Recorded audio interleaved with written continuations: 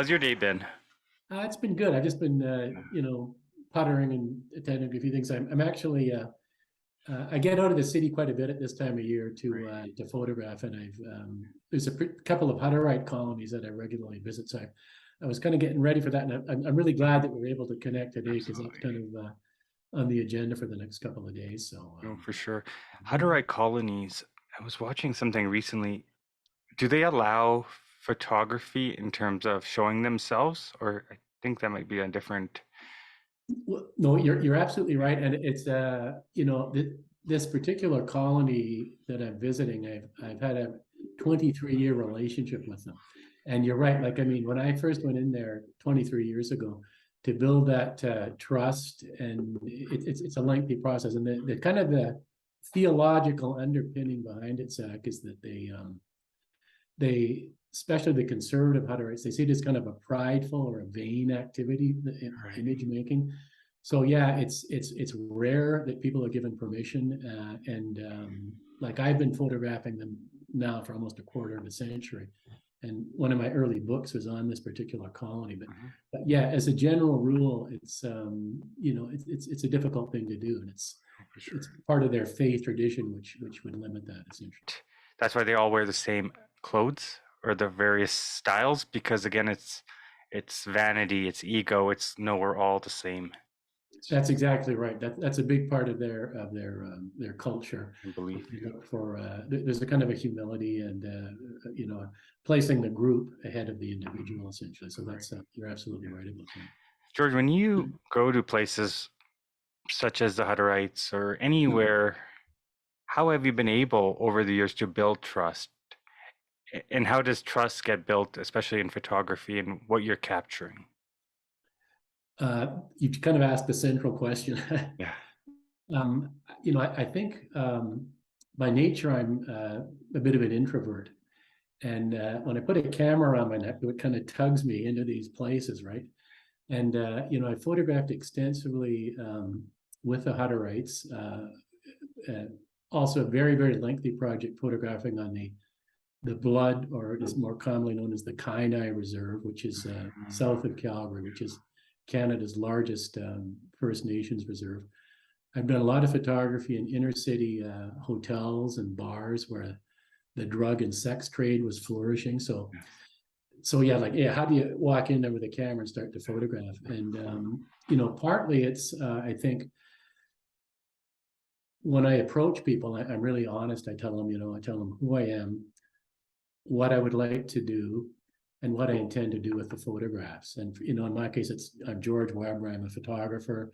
If you permit me to come in here and spend some time, these photographs could end up in books or magazines, or many of them, most of them ultimately end up in important Canadian museums like the Art Gallery of Alberta, the Glenbow, the National Archives. They all have extensive holdings of my work. And one of the editors that I worked with on one of my first projects, she said, "You're just so earnest when you come in there and approach these people." And it's not just a pose, Zach. It's a bit of a calling, right? I think it's an important thing, and I think the ability to record these stories is a bit of a gift I have. I'm scrupulously honest and careful with the people that I photograph. And astonishingly, people most of the time pick that up, right? And it's also, I think, based on the fact that I've done the right thing for decades when I'm interacting with people. And if I ever take a photograph, even with permission, that I think might in any way be damaging to the person, that stuff gets deleted, right? I'm very cognizant of that. It's so it's something that I have a great longing to do. I have a certain capacity for earning people's trust. And in my work, especially when I'm entering into these communities, like as a white person or as a non-Hutterite or as a, going into an inner city hotel, the way that you approach people and win their trust is central. And it's a gift, it's a blessing, and there's something extraordinary about people granting that trust, giving you that sort of level of intimate access to their lives. And oftentimes I found that once that relationship has been formed, often people they value the sense of being listened to. They value the sense of their stories being recorded. And that's a great gift, and I honor that gift in any and every way that I can. And that's just, essential to the way that I work. It's very much respect both ways. Very much so, Zach. That's very true. When you look back at your life, I mean, how many? Over 40 years now, 45 years, what do you say? Yeah, well, I've been sort of photographing for about 45 years. Wow. And just kind of, but it's been such an enriching, nurturing thing for me. It gets me out of here, which is good. It gets me out there into the world, and it's just it's been a mental health thing. It's been a break. It's a bit of an addiction. It's a joy. It's it's a way of getting me out of the house. It serves me in many ways, and I think it's the energy and the constancy that I brought to it is because it's the rewards that it's given me over the years. Right, it's almost a second line of oxygen. That's really true. Like, I mean, if I'm having a bad day, or if I've had a dust up with a colleague or a girlfriend or something like that, it's therapeutic, right? It really is, because when you think about photography as an activity, it's all about looking out from here out into the world, and then being sort of astonished or moved or inspired by what you see in the world. And so I think it's a healthy thing. It's it literally does take you out into the world, and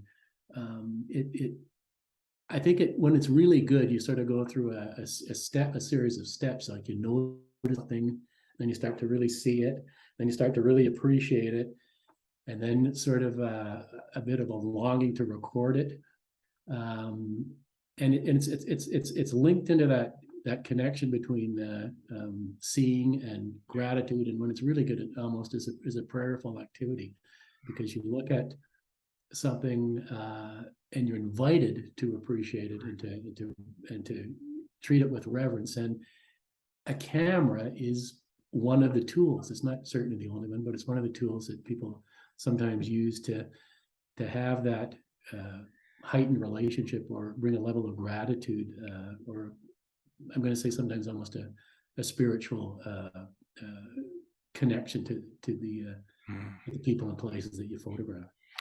Were you born in Calgary, George?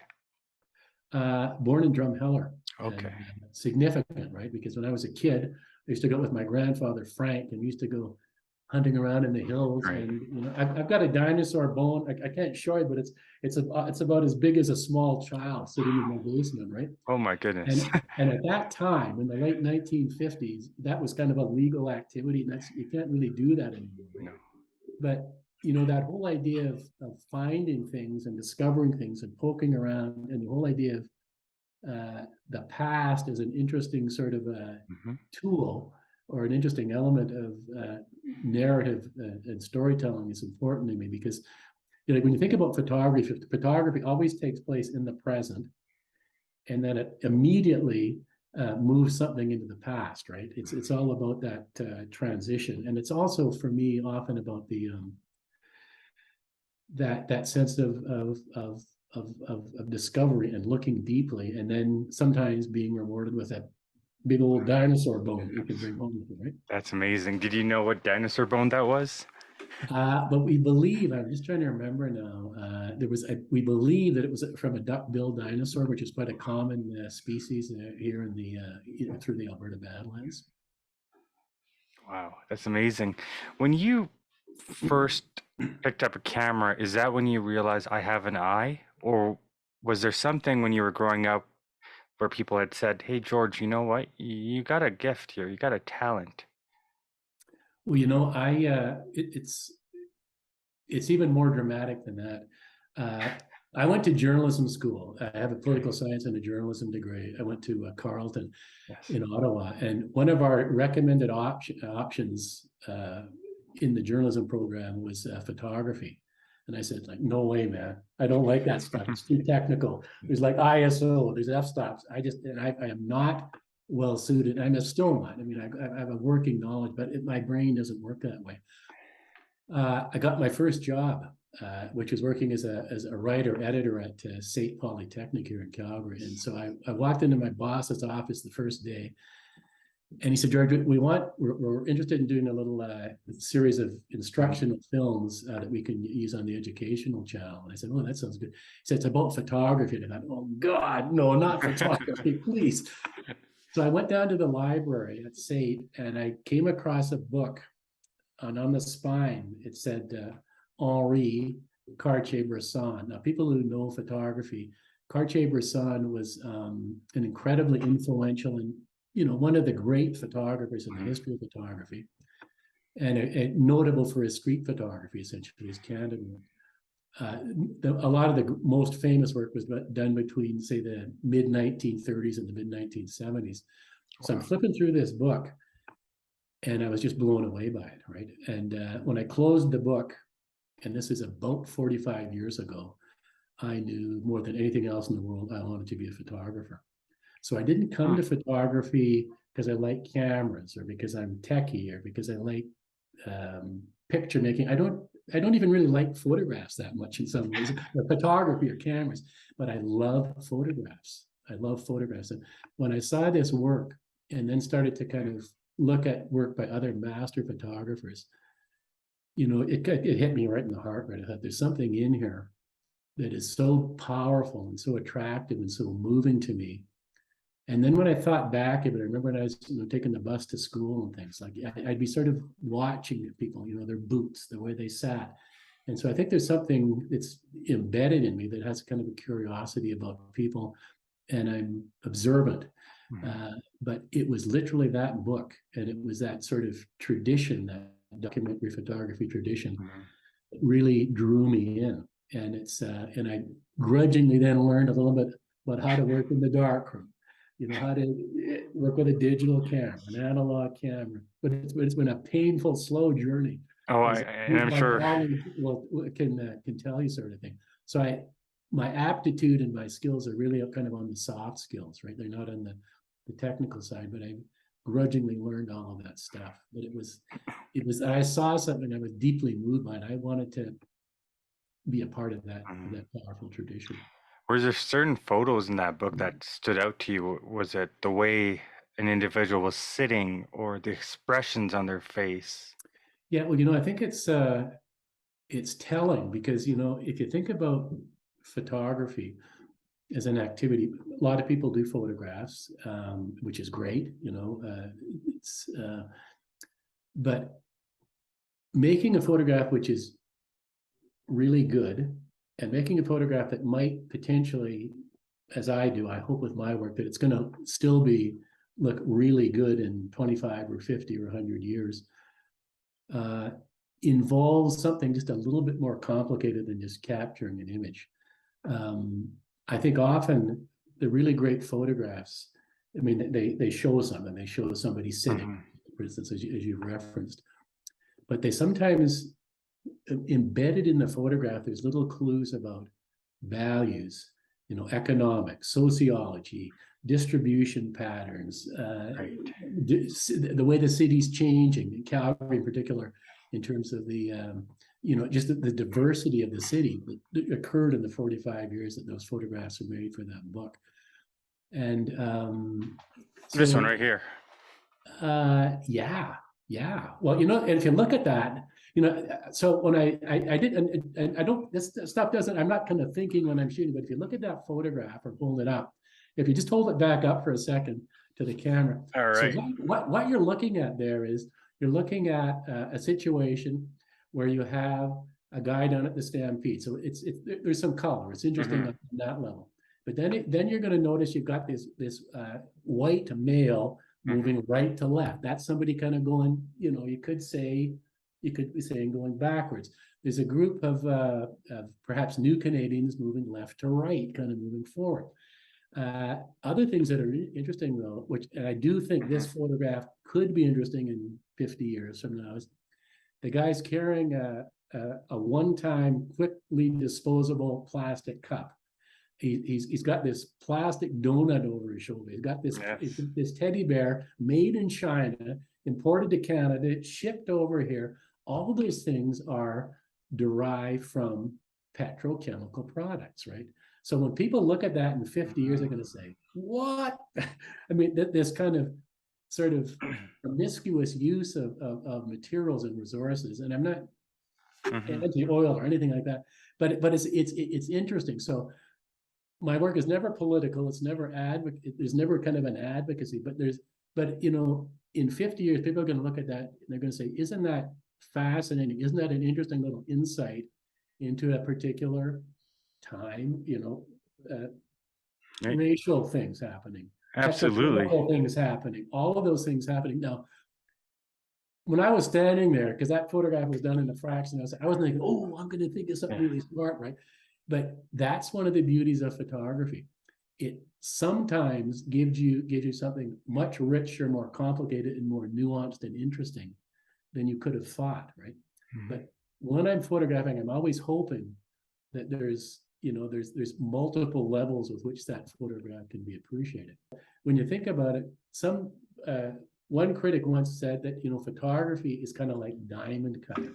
Right. Like you see something like the stone or the situation, you strike with exactly the right pressure from exactly the right angle, and it opens something up to something that's richer or more beautiful that resides within that moment. Wow. You know, when you're taking these photos, I've heard this before. Don't know if it's true, but they say, well, a great photographer will only take about 2 to 3 shots max. You know, that's a good observation. It's probably becoming less true even for old people like me. In the days of and I still do work with analog photography, and I have a beautiful black and white darkroom in the basement that I love to spend time in. But it's true, like in an earlier era, sort of these, well, like a photographer like Cartier-Bresson, these master photographers, you could physically maybe get 2 or 3 frames because it's shoot, cock, shoot, cock. I mean, there were you know, limits to how much you could shoot. There was just partly it's economics, right? Because, you know, you're paying for each frame. But the more important thing is just the logistics. You know, a 35 millimeter roll of film has 36 frames on it, right? So if you're shooting and you're getting sort of near the end of the roll and you're being a little bit careless with the amount that you're shooting, you're stuck, man. If you see something spectacular out there just after you've gotten to about frame 34 or 35, you're out of commission, even if you're super quick at loading that camera for 2 or 3 minutes, kind of thing. So there's the practical things. I was informed by that tradition, so I probably shoot less than perhaps some younger photographers. And also because I learned in the analog tradition where you're not really seeing what you've shot till maybe a week or 2 later, you have to be just a little bit more, a little sharper, a little bit more analytical in the moment. But having said all of that, you know, I'm developing the bad habits of my younger colleagues as time goes on, right? It's easy to do. It does permit situations where, you know, you have more options. But that photograph that we just looked at a few moments ago, one-time thing, right? It was shot on a digital camera, but that moment, I only got 1 crack at it, kind of a thing, right? And I was lucky. I mean, that kind of photography, it's a combination of timing, intuition, but nobody who's honest will ever discount the role of luck in capturing those really extraordinary moments. I got 1 chance, so that was shot in exactly the same way that I would have been shooting with an analog camera. Do you bring out the colors often? Are you using Photoshop or Lightroom when you're adding that finesse and that final touch on your photos? Well, you know, again, Zach, because of my tradition and my background, I like a really beautifully crafted photograph, whether it's a digital photograph or whether it's something I make in the basement in my black and white darkroom. But and I do a small amount of editing, maybe a little bit of sharpening, a little bit of Hmm. tweaking the color. But I try to stay really close to the way the thing looked when I photographed it. Because as a documentary photographer, I think it illustrates a level of respect for the subject. Like I don't get in there and really work something. I try to come as close as I can to an honest capture, because I think the thing itself is way better than any clever thing that I could think up or kind of juice it up essentially. This photo makes me feel like I'm at the Stampede. It doesn't look altered. I mean, you see the building in the background. It wasn't cropped out. It just it's real. Well, thank you. And that's kind of what I'm always hoping for, because there's a certain power to things that are done in that way. And I'll just mention one other thing briefly. This is a little techie, but maybe not. I've worked virtually always with lenses that replicate normal human vision. You'll never see some dramatic wide angle effect or telephoto effect in my documentary work. Now, when I'm doing commercial work, I'll do those things, but that thing that you're looking at there is as close to the way that the human eye would have seen it in terms of the editing, the color, the perspective and everything that is possible to achieve with a camera. And I believe that that's a respectful, honest, and ultimately deeply convincing way to photograph. Now, would that be a 24? No, 24 would be still too wide. Good, you're close, buddy. You're close. Getting there, right? Well, I'll tell well, kind of the recipe, and this is one that I've used for many years. There's kind of two lenses that fall into that almost human vision. The 35, which is a tiny bit wide angle, and then there's a 50 millimeter lens, which is a tiny bit on the wrong side. In theory, because you've asked, the theoretical perfect lens is 43.5 millimeters, but like nobody has or No. And so things that are in the 35 to 50, and the way that I work typically when I'm doing street photograph like that, the 35, which is very close to normal human vision, just has a slightly wider angle, so it includes a tiny bit more background. If I'm photographing, say, architecture and the like, I'll generally work with a 50. I mean, if they're very, very similar. The 50 has just a teeny tiny bit less tendency to kind of distort or curve the image, but both of them are very, very close to the way that the human eye would see the scene. You go down to your darkroom. Is that more because you like the rawness, or what does those photos have that a digital camera couldn't do via turn down the saturation all the way? Well, there's a give or take. Yeah, no, you're right. There's a couple of wonderful things. One of the things about analog photography is you really can't do too much, right? I mean, the options are much more limited than they are with digital photography. So I kind of like that. I kind of like the idea of, and when I'm printing black and white photographs, if you ever see them in a book, there's usually just a very thin black frame around the image. That indicates that's exactly the way that image was shot. There wasn't even a smidge of a crop done on that, right? Now that's a tradition that came from this photographer that I mentioned earlier, Cartier-Bresson. So there's a kind of a analog photography, in the way I practice it, kind of encourages a simplicity and a directness because it kind of limits kind of what you can do. There is a distinctive look. Digital, high quality digital printing looks fantastic. There's sometimes almost an overly real, overly sharp quality to digital capture that is mediated against by the slightly softer quality, I suppose, of an analog photograph. There's a certain, it's not possible to say that one is better or worse. Some people have analogized it to the difference between a vinyl record and a CD, for instance. They're different. They're not radically different, and many people wouldn't notice the difference. But there's also like these projects that I've worked on with the Hutterites. Well, I've been photographing them for 23.5 years now with my Leica camera with black and white filming, right? And I just kind of want to see that. I want the continuity of that project to exist. And there's some other projects as well. I mean, I like the process, I like the look, but I'm also thinking in terms of a body of work that I hope that there will be, a continuity from the first to the last image. Right. And it's really good for me. There's a discipline and kind of a craft and a slowing down and an attention enhancing thing that analog photography kind of imposes on a photographer, I believe.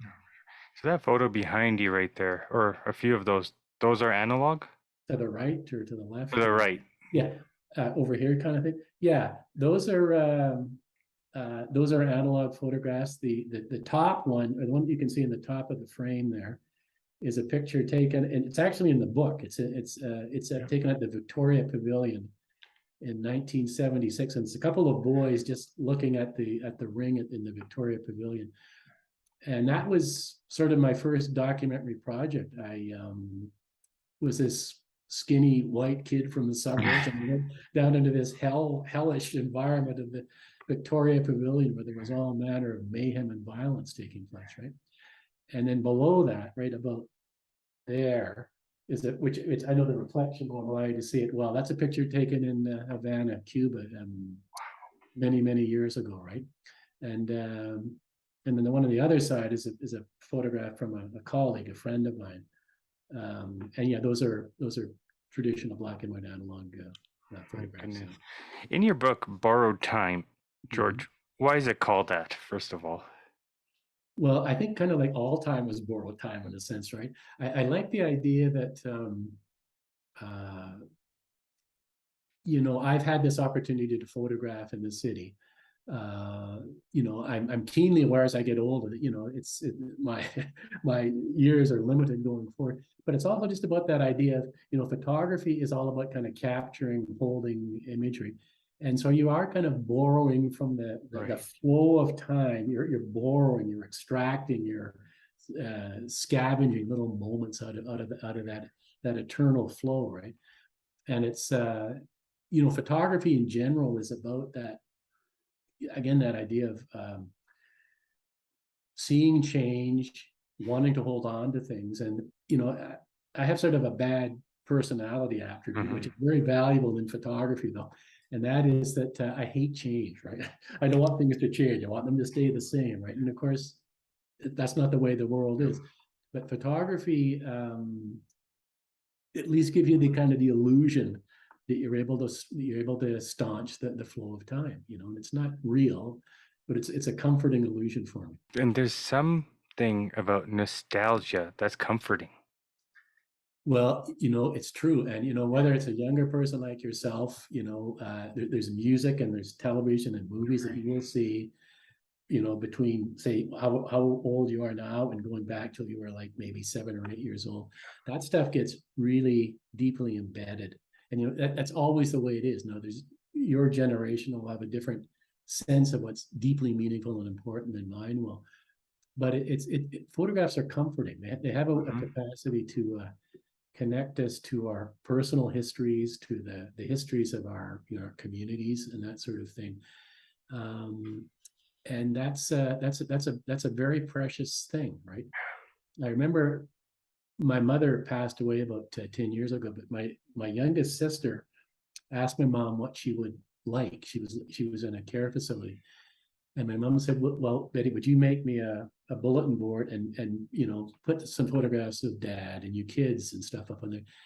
And that, you know, she led a wonderful full life, but her most treasured possession in the last months of her life was this simple bulletin board with these photographs. And, you know, and I sense that she's not unique in that. I sense there'll be a time in my life or yours where, you know, an album or a set of photographs, whether they're on a computer screen or an album or something like that, will just touch us very deeply, and they'll connect us to parts of our personal and family history that, in a way that very few other things can. No, absolutely. My mom passed away, what was it? Yeah, 3 years ago now. So August 7th was 3 years for her. She passed away at 55 years old. Right? So it's funny because I have so many photographs of her in the home. And yeah, it just takes you back to old trips and, you know, the simpler times. And that's what's meaningful to me. I always say is, if anything ever happened to the home, I don't care about the computer and all these things. It's the photos. Those are the priceless things that we have. and you almost got to cherish those things because that only happens one time.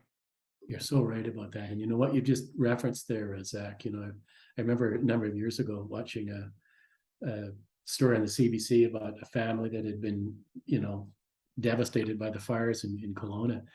And the wife said, yeah, the two things were the dog and the photo album, right? And I mean, there's something enormously precious and irreplaceable and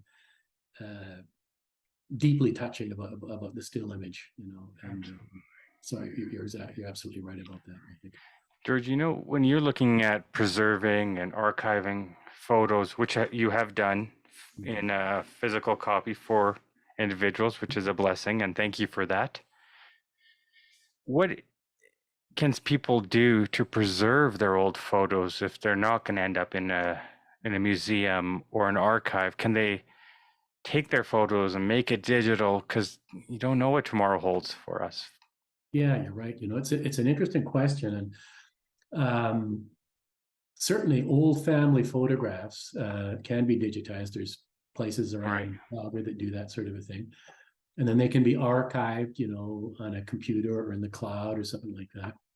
There's also that reverse psychology of that, which is also worth some thought, I suppose, is that sometimes taking those hundreds of digital photographs you have and, going and getting some, inexpensive prints done and put into an album, that can be attractive. The downside with the album is that maybe there will be the fire. The downside with the digital captures, are the formats, are the services that are holding the stuff. Is all this stuff going to be viable? There's I think a physical print is a potentially a valuable thing, right? Or a set of them that can be maybe distributed to family. I'm not 100% sure about just how accessible digital will be forever and ever kind of a thing compared to a photograph. But there's no easy solution. I heard one sort of cautionary, horrifying story. A number of years ago, a photographer had a large set of important analog photographs, and he thought, geez, of the Kennedy family, John F. Kennedy and Jackie and the kids. And he thought, gee, how do I store this stuff so it's going to be accessible but safe? So he did a lot of research, and he took all of his negatives, and he found what he believed was the safest safety deposit box on the east coast of the United States. So he got all the stuff in, he put it in there, it went in the safe deposit box. Guess where the safe deposit box was? In the World Trade Center, which was, hit by the plane just after the stuff got in there. So, oh my goodness, should be treated with care, backed up multiple times, and ideally in kind of a generic format, like a JPEG, or something like that, if it's digital. But, there's something to be said for a little album kind of a thing, right? A physical thing that if that's cared for, that's something that can be picked up and looked at, in 100 or 200 years, just like you might possibly have seen physical prints of your grandparents who were done years ago. So there's kind of those opposing channels, right? You can either analogize the digital stuff, or you can make sure that the analog stuff is converted to digital, and then hope that, services and storage media and formats kind of work. But just like this guy in New York, and like all photographs, as I don't have to tell you, they're all on borrowed time. At some point, most photographs are going to disappear, right? But that sense, that promise, that illusion, I guess we could say, that they're going to last for a very long time is a very seductive one, and they are among the most permanent things any of us have, right? I mean, think of your furniture, clothes, all the stuff you have, how that just kind of goes through your life. It sweeps through.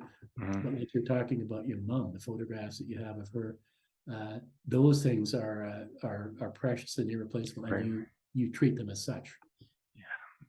Our phones, we take photos of random things and we move on, and maybe we'll post it on social media, and we barely go back and look at those photos on our phone. Unless you're talking about a moment and you're with a friend or somebody. But other than that, no one does that. But with a physical book like this, It sits on my coffee table, and I can literally Many actually I had a thanks. couple friends Many over, thanks. and just going through and they're saying, "Holy smokes, this is amazing!" Yeah. I mean, you've got the Cecil Hotel in here. I love. There's a photo of a gentleman, and he's got the Sunshine Girls in the back, and that takes you back because you go to the mechanic Yeah. shops, and he'll always have the Sunshine Girl there. So that took me back a bit. Yeah. Seeing the newspaper stands, those are fading. You don't see that Yes, anymore. yes, yes.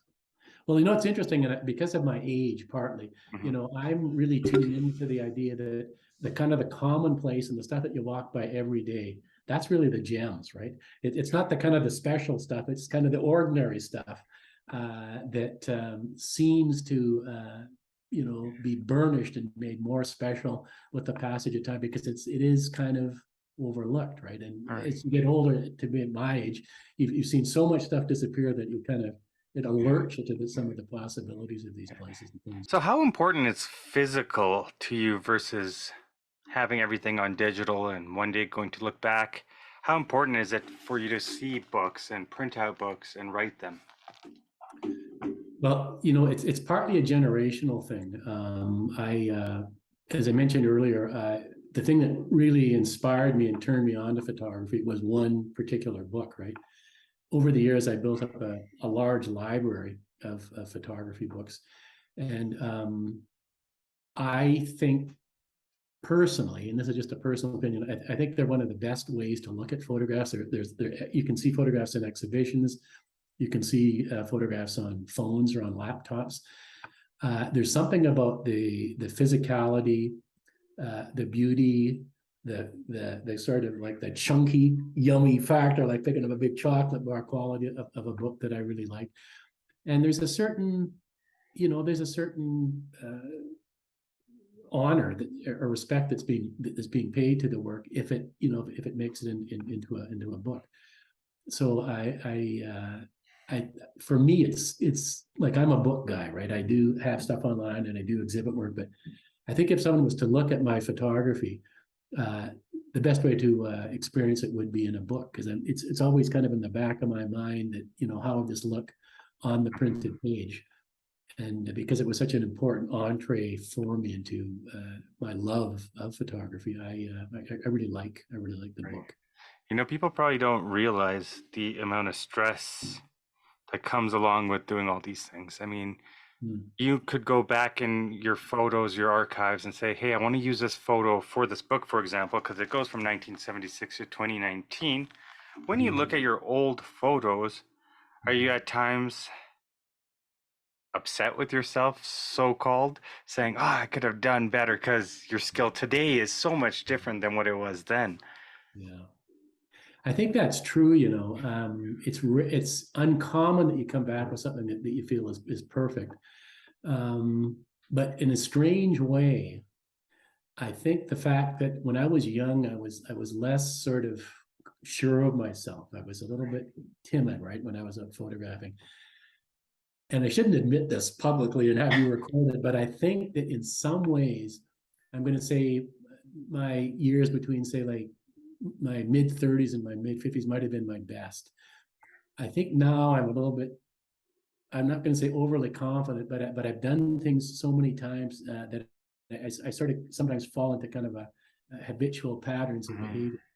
I remember when I first started photographing, I thought, how can I go up to talk to somebody that I've never met and convince or ask them if they can if they would be willing to be photographed? And I think I brought kind of a heightened sense of empathy or something to the encounters, and so really knowing what you're doing, while it sounds like a good thing, maybe isn't always right. I mean, you're perhaps a little bit more open to chance, to not fully understanding what you're doing, but then falling into something better than you could have maybe constructed.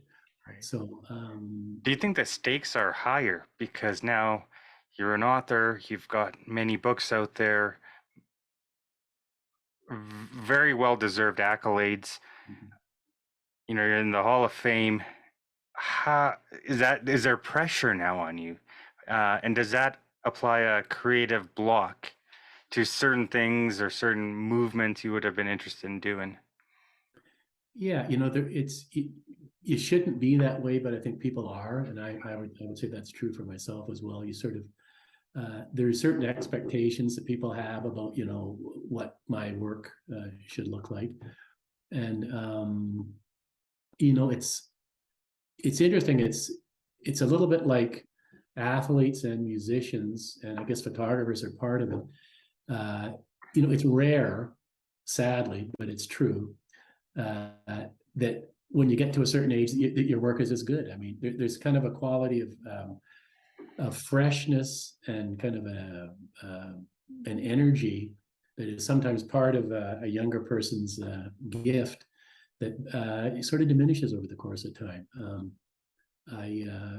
I think what I do is still good and still valid, but when I look back at when I look back at many artists, photographers that I really reverence, I mean, I think that their work was always good, but that little piece of capturing lightning in a bottle moment, like say somebody like Cartier-Bresson, he photographed till he was 80.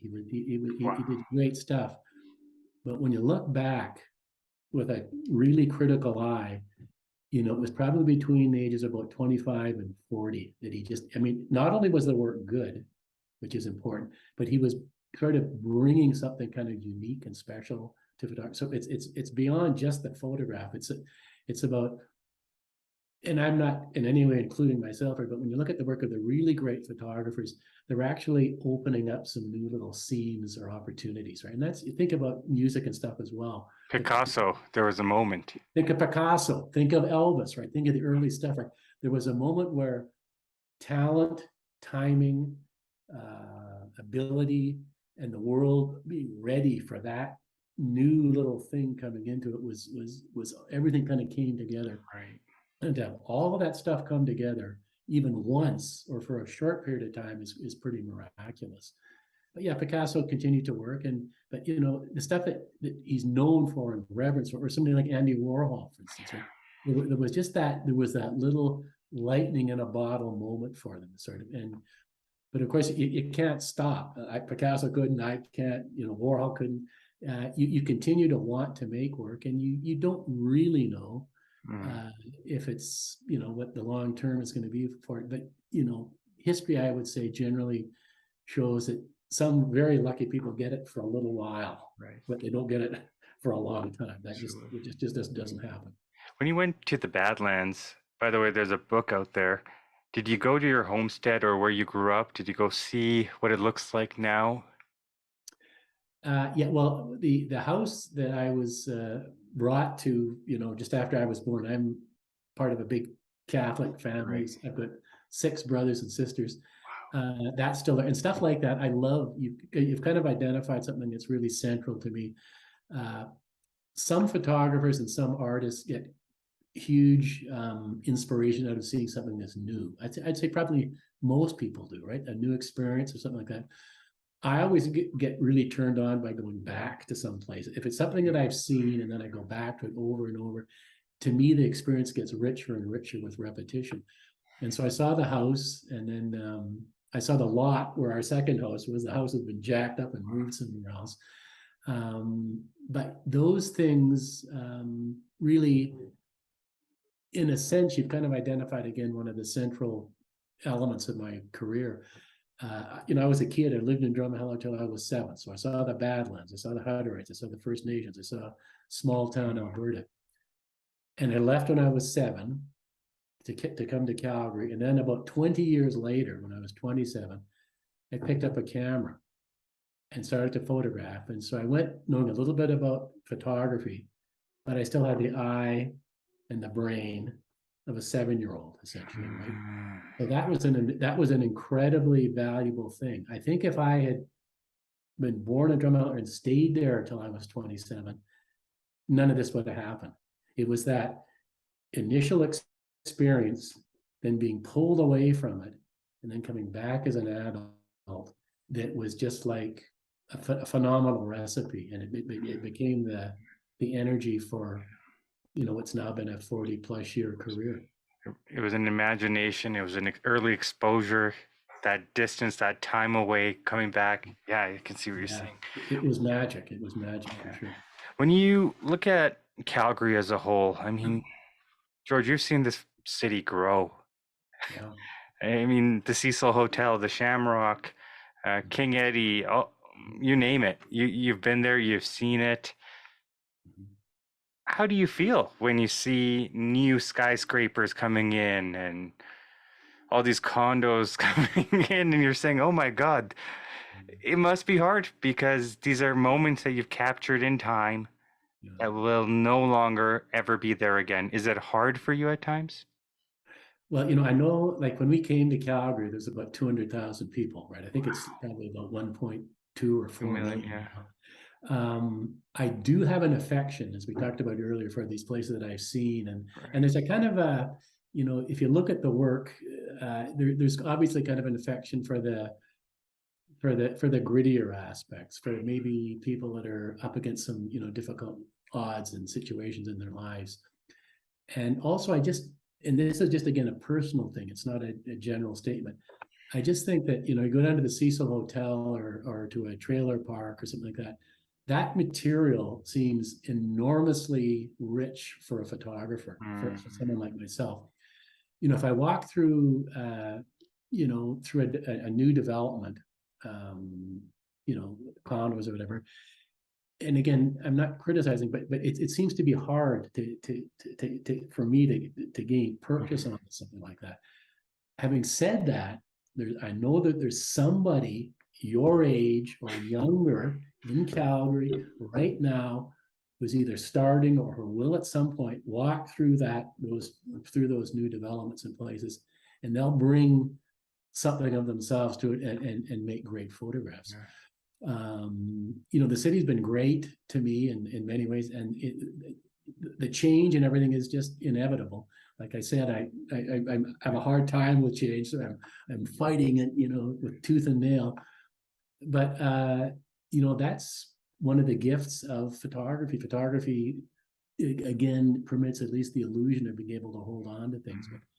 And many, many wonderful things have happened in the city. The diversity, of cultures and food and art, and I mean, if it hadn't changed, it'd be kind of a boring place, in comparison to what it is now, right now.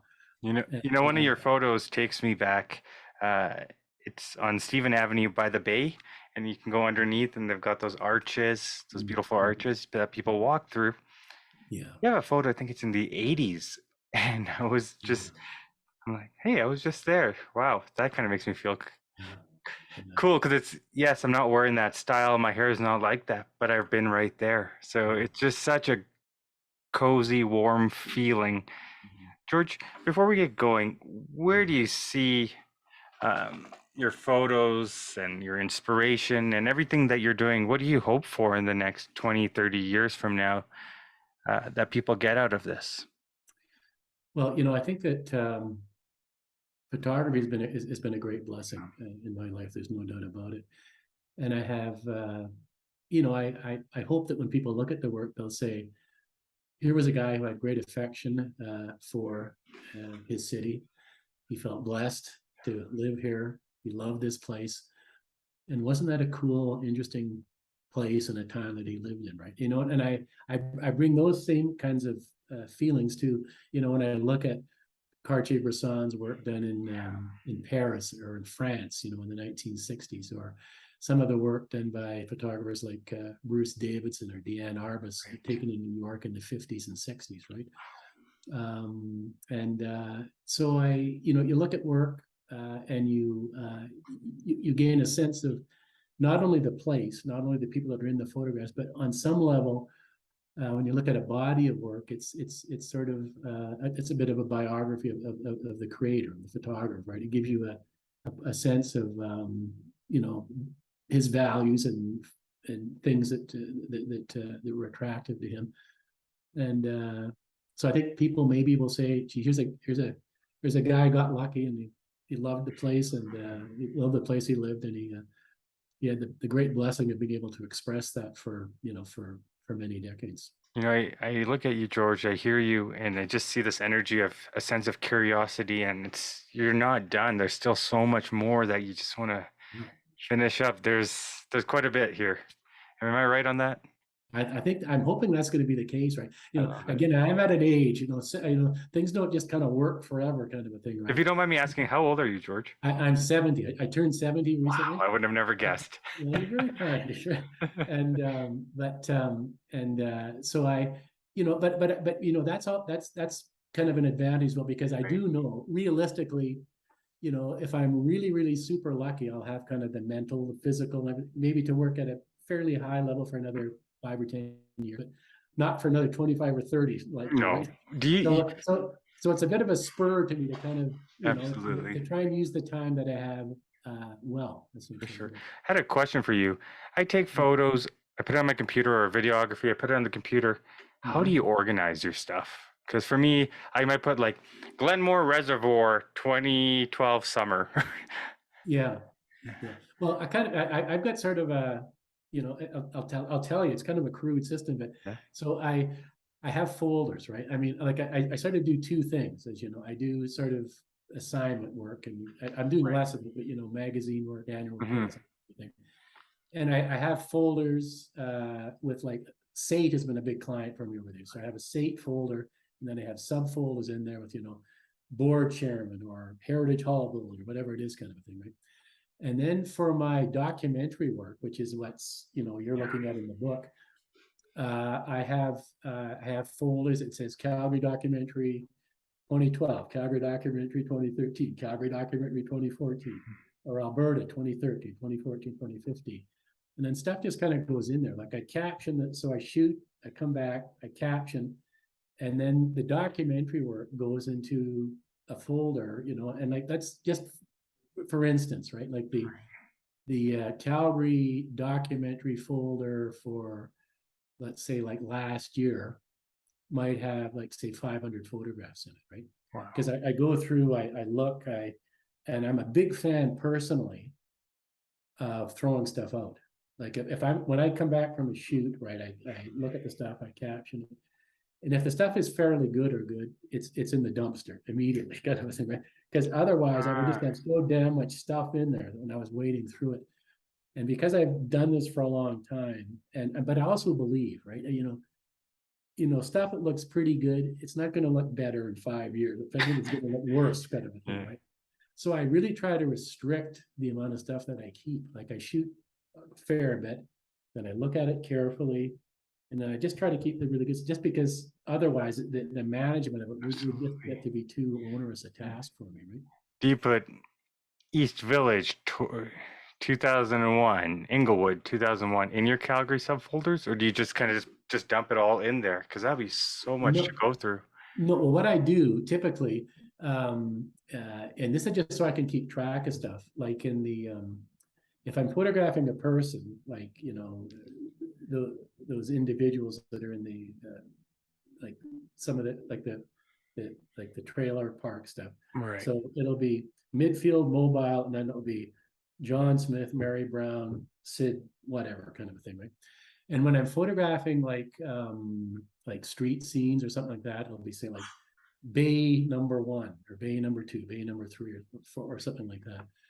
Or if I'm photographing in a street, it might be like a corner of 16th Avenue and 10th Street or something Right. like that, right? It's a bit of a pain doing this stuff, but it's actually it makes the I do it partly so I've got unique or semi-unique captions, right? I mean, so that when I'm looking through this stuff, um, but I like so I work with Nikon stuff. So I bring it in, I go into Nikon View, I look at it, I dump a bunch of stuff, I caption it, and then I pull it into, and the two main ones that I'm working with at this particular point in time is Calgary Documentary 2022, Alberta Towns 2022, and Saskatchewan Towns 2022. So like, by the end of the year, there'll probably be somewhere in the range of maybe certainly less than 1,000 photographs for sure. And I might have shot 10,000 or something, right? But I'm really into, deleting stuff, And I don't know if that, if you have a follow-up question, I'm happy to. No, that totally helps. Yeah, It's no. really crude, you know, it would probably horrify a lot of people, right? Oh my goodness. Because I have Bridge, I have, you know, Photoshop and Bridge, I can sort of, if I'm looking for like, say, Castor, Alberta, I can type that in, because it's labeled Castor, Alberta, Yeah. 2007 to Castor, Alberta, 2022. Right. Like I can sort of get at stuff, but it's a really crude system, and it's based on the fact that I don't keep a whole pile of See, stuff. that's the thing. I mean, I can go through hard drives and hard drives of videography and photography, and I'm thinking, what the hell? And Yeah. thank you for that clarification, because I said, it's an okay photo. Maybe it'll come in handy one day. It's never good. I don't like it now. I'm never gonna like it. That's right, man. Well, you know, if anything happened, this is, and I just to be completely honest about this, with analog, you have to keep everything. You can't kind of dispose of stuff, right? But I do believe myself that almost always you sort of know. It's not that you're trying to be hard on yourself, but you know, is this like really, really good? Am I going to want this? Or so you keep all the stuff I think is really, really good. A percentage of the stuff that you think is really, really good actually will be. And there's usually, for me, on average, anywhere from 1 to 2 years between when I shoot something and when I actually maybe like print it or edit it. I just kind of, it goes in there, and then I'm just always churning, right? Now, I will share with you something, though. During COVID, I had done a book on the Hutterites, and I'd done lots of stuff, and I was looking back through some of the old negatives, and I thought, wow, there's some really good stuff in here, right? So I went in and I probably printed about 40 images that I would have been in the dumpster, right? But so we're talking, I was wrong only 30 or 40 times in 30 years, kind of a thing, right? So you have to, you know, you are occasionally going to pitch out stuff that you wish you would have had, but not very darn often, kind of a thing. Right? When you take photos of individuals that may no longer be here now, have their families ever reached out to you and said, "Hey, George, do you have any other angles? Is that the only one you have?" Yeah, well, it has happened a couple of times, right? And it's often happened. Like there was a situation a couple of years ago where a young Hutterite boy that I'd photographed was tragically killed in an accident in a dairy barn. Right? So his father reached out to me. There's a picture in the book that you've got there of a guy sitting in a room with a baseball cap, kind of with a head turned to the side, and a picture in the back. A friend of mine knew, I'm just want to get this right. A friend of mine knew that guy's sister. And when my friend saw, we did a little presentation at the camera store, it was flipping through. My friend saw that. She said, "Oh my God, that's John. That's the brother of this woman, this friend of hers, right?" And he had died a number of years earlier as well. And so she contacted me, and you know, I didn't have any of the pictures, but I said, well, I referenced her to the book, right, which he ordered. So yeah, sometimes that does happen where people either in a book or sometimes online, they see something, and then yeah, sometimes, you know, sometimes there might be an additional or alternate photograph, but you know, I'll sometimes send them just a low res digital file, or say, well, you know, this is, you know, there's a book that you know that you can get here if you want, you know, that it's available. That happens fairly rarely, but it has happened over the years, right? And you know, and you know, I don't want to take a lot more of your time, but a number of years ago, I took a photograph, and this is kind of, I think, a great story. I took a photograph of two women, and it's actually, I think it is in the book. You see, like they're a couple, like they're kind of a same-sex couple. There's a girl in a pink shirt and a blue shirt. I think there is one in here. Yes, it's done in the Stampede, right? And so I took the photograph, and then you know what, I was going to put it in the book, and it actually appeared in an earlier book as well, right? A book called In This Place. So when I took it, I kind of thought, as I often do, I thought, gee, what would happen if this goes in the book? And this there's been a bad breakup or something like that, right? And then, oh God, right? Wouldn't that be unfortunate? Right? I mean, legally, the Charter of Rights and Freedoms permits, journalistic document. It's legal, and So one day I'm at home, I get an email from him. It says, "Oh, hello, Mr. River. My name is such and such." And there was a photograph of me and my partner, my girlfriend, and I'm thinking, "Oh my God, where is this Here I going?" go. Yeah, where did it? But she then went on to say, I'm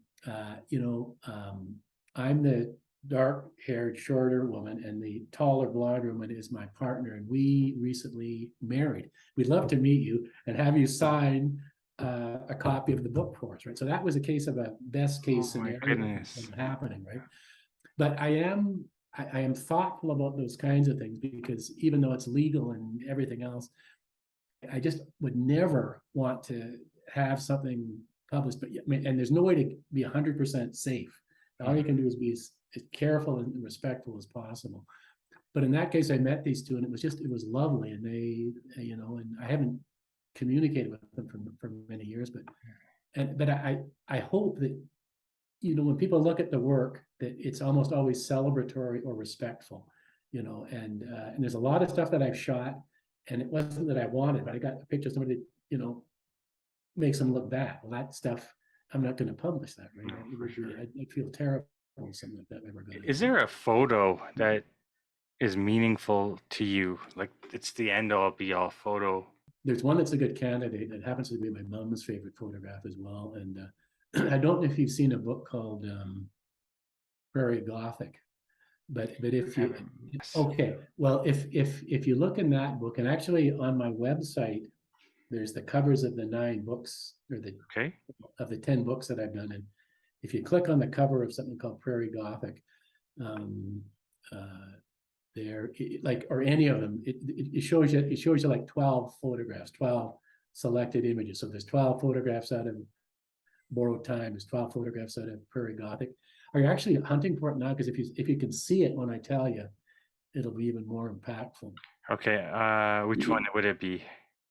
So if you're in there, you'll see a picture of a Chinese couple standing side by side in a kind of a convenience store. That's not this one, right? No. No, that's the father and daughter. It's close to that. It's sort of. Oh yes! Wow.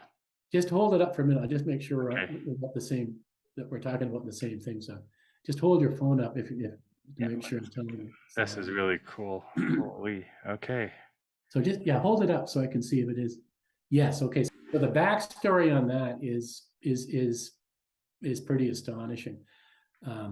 I went into that little store, and it's in a place called New Dayton, which is not far from Lethbridge, in 1988.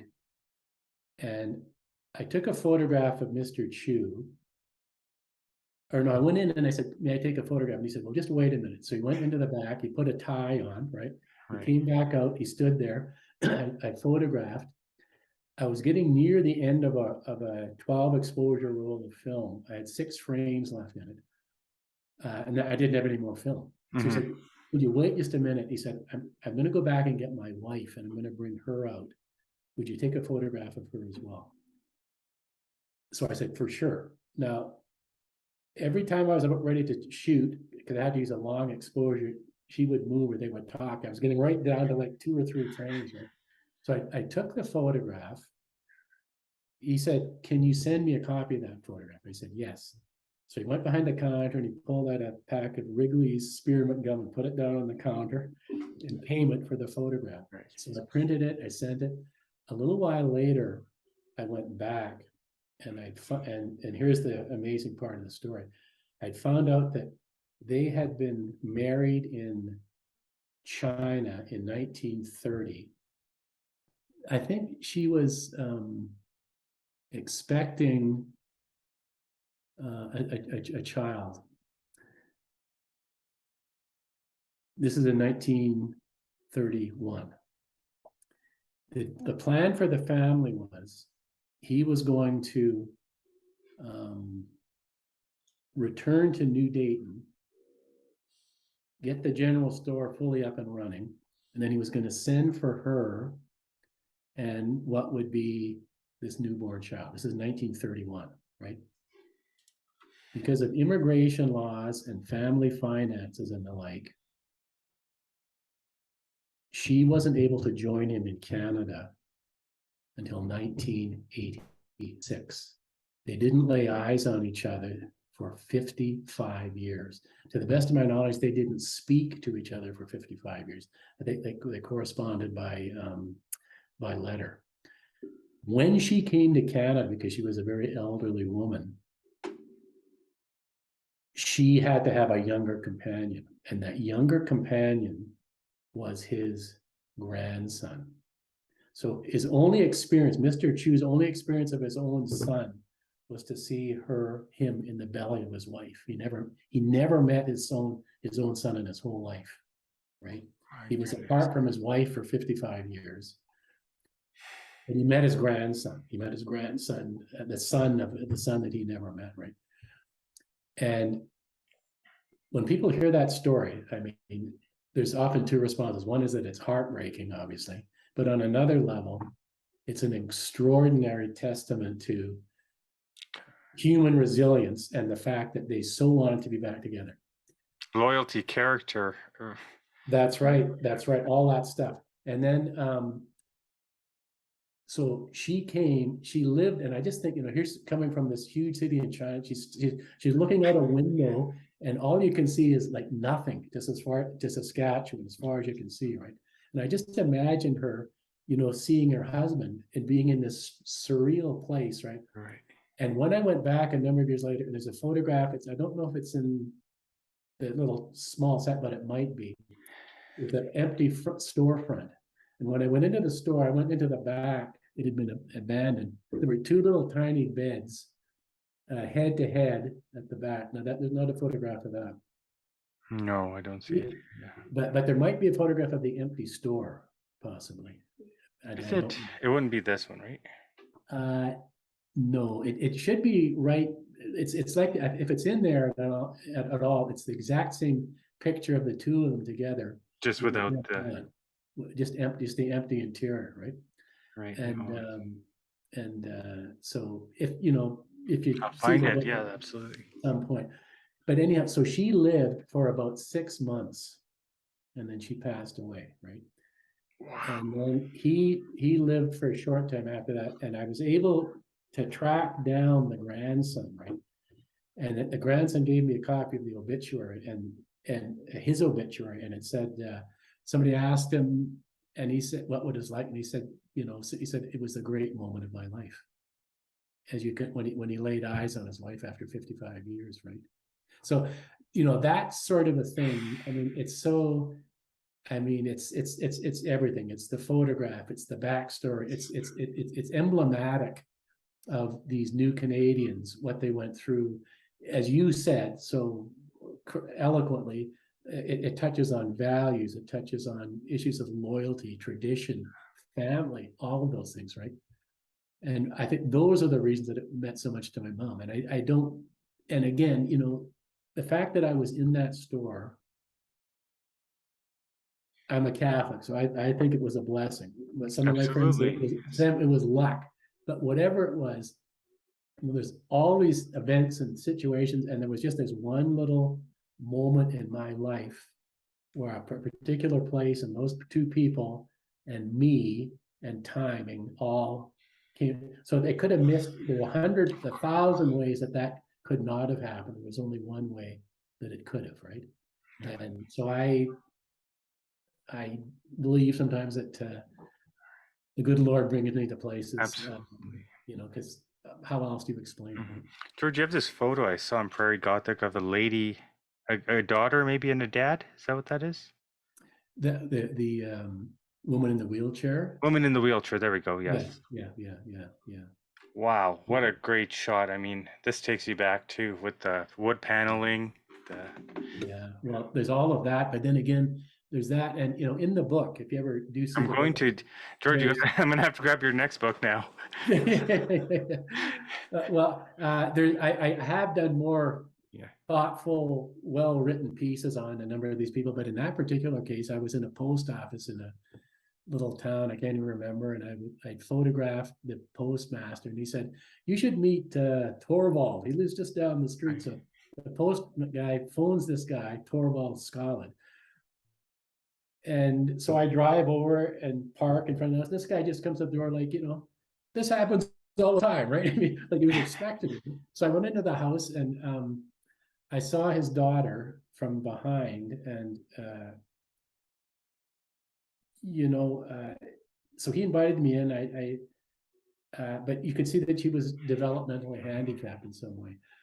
And my sister, who's a nurse, looked at the photograph and said that she believed that she might have been hydrocephalic with an enlarged cranial mass, and that caused some cognitive impairment. And she didn't speak. She was kind of like a child. She was coloring, and she was like it'd be like being around a 5-year-old girl or something like that. So we took the photograph. He asked me for a copy of it, which I said that'd be fine. And then I said, "Well, what's the address?" And he said, "Well, I can't really remember." He gave me the answer, but he couldn't remember the postal code. So he was in the kitchen looking. I was looking in the living room. She was sort of between us, essentially, in a kind of a dining room. And so we were rummaging around, looking, calling back and forth. And then all of a sudden, where she is sitting, we see this arm come up, and she says something like T2M3L4 and puts the letter down. And you think, oh, fuck. It was just so like magical, right? It was so incredible. And that's when those kind of things happen. That's as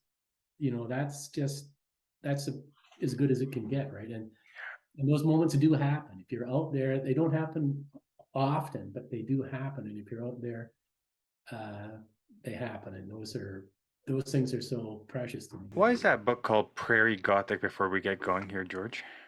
I think the publisher came up with that title. It's sort of light, and it's about the prairies. And I don't know if you probably do, that there's an American famous painting called American Gothic. I have with the pitchforks. Kind of a thing, right? Yeah. And there's this kind of straightforward, unadorned quality to it. This kind of truth telling, this direct way of telling a story, that I think that the publisher Don Gorman sort of thought. So it's not Gothic in the sense of horror, but it's Gothic in the sense of a certain kind of straightforward reality, I think. And I didn't particularly like the title, actually, when I came up with it, but I've grown to understand. To be fond of it as the years have gone by. It's funny when you look at the old photographs, people just all stand in one line and not smile. And yes. And it's really kind of telling too, because when a lot of those photographs were done with a camera that I had to shoot quite slowly, and there is something about having to stand there. It's almost in a gentle way. It's kind of a gentle interrogation. When you see people moving and stuff, they can kind of get away with stuff. But if that camera's pointed right at you, you're in headlights. Kind of unmasking going on in a situation like that, which can be kind of revealing, I think, too. Well, George, it was a pleasure speaking with you today. Zach, this has been just awesome. Thank you so much for your time, and I really appreciated meeting you. So I hope we'll be able to stay in touch. Thank you, George. Okay, chat soon. Thank you so much. Bye-bye. Take care. Bye, Zach.